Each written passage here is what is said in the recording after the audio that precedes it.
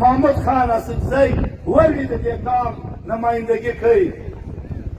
دا وطن له داسې لرمه کړه، تاریخ ګواه دی په دومره لنډو شپو کې چې هغه د 140 ورځو په روان سفر کې محمود خان اسدزی 4 واره چمن ته سفر کړی دی، بیا 3 واره د پرلک دپاره دلته دې مقدس سټیج ته راغلی دی.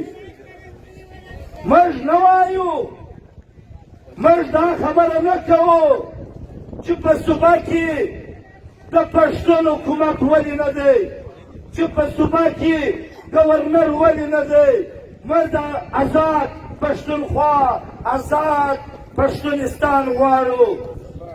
دا نارې موږ 80 کاله ووالې، نن یې پر موږ داسې فیصله وکړ. موږ په آزاد پښتونستان، په آزاد پښتونخوا، په جنوبي پښتونخوا په دې منزل ته نه ورسېدو. د خپلې صوبې حقوق مې نه راوو. زورور خلک، جاسوس ادارې زموږ پر رګو راننوتې، زموږ هر ځوان یې خطا ایستی. دا زورورو زموږ په کلو کې کوچ وکړی. دې زورورو د مرشد امام او د هغه مرشد خان ملک سره اخته کړو. دې زورورو زموږ هر کلي ته جنازې راوې، هر رقم بارود یې استعمال کړ. نن یې هغه فیصله در باندې وکړ چې ستا د قام د معیشت د روزګار سره تړلې ده. کاشکې موږ دا ویلی چې موږ په صوبه کې حکومت غواړو. پښتون قام د نورو قامو رنګه سیال هغه هدف ته موږ نه ورسېدو. پر موږ باندې د پنجابي استعمار دا زوروره فیصله، دا وار په ډېر زورور انداز په موږ خرڅ شو. صفر ډیورنډ لاین دا ناروا کرښه باندې اول خندق، بیا تار، دا ازغنتار سې وزغوئ. وطن یې په دې چې په سکام کال باندې به ومګېټي، په دې کاله کې به ومګېټي. بوستان به خپل ګېټ لري. دغه رقم ټولې هغه 10 کیلومتره کلي، 15 کیلومتره کلي، بیا راځه در لقمانه، تر سوی کاریز، تر سرکټ لري، بیا ځه بیا چې موږ به کوم هدف ته رسېږو جلوی بند ورته وایي.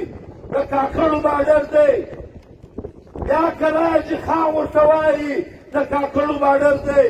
بیا کشمۍ توبه، اسدزی، کاکړي توبه، دا به ګرده ګېټونه وي، دا به ټول باډران وي چې هر ځای ګېټي، چې هر ځای باډر وي. که پښین دی، که چمن دی، که ضلع کلا عبدالله ده، دا به ګرده پکې آباد وي. موږ ته یې دا صبر باغ راښکاره کوي. هېڅوک دا نشي ویلی چې جنرل صاحب پښتون قام دې ولې دوکه کوي. هېڅوک دا خبره نه کوي چې برګېډیر صاحب ولې دې درواغ راته وویل. یو منټ یې نشته، معده نشته چې شو صرف اور صرف چبلټاک، پکوړې و سموسې، خان صاحب، حاجي صاحب، جیلي ملا، جیلي ملک. دا موږ لرو، خامخا یې لرو د پښتونخوا ملي عوامي پارټۍ څخه چې تا په دا شپو کې خپل جوړه ملګري نه کول.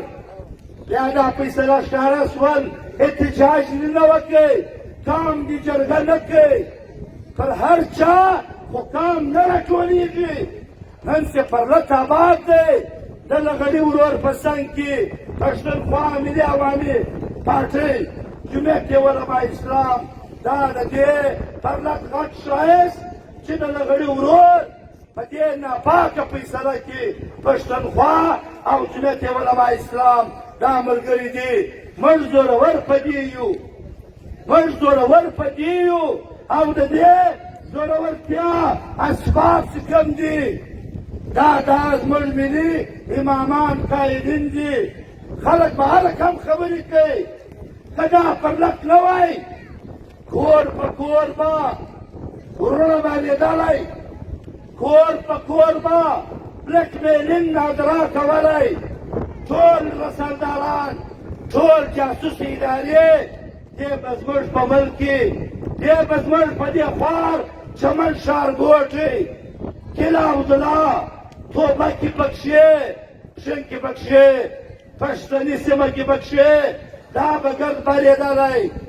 که هر چا دا خبره کولی تارګېټ کلین به کېدلی، کوټه به بارېدلی، خو پر رد د خپلو پاټیانو په شمول دا خبره در منزله ورسول.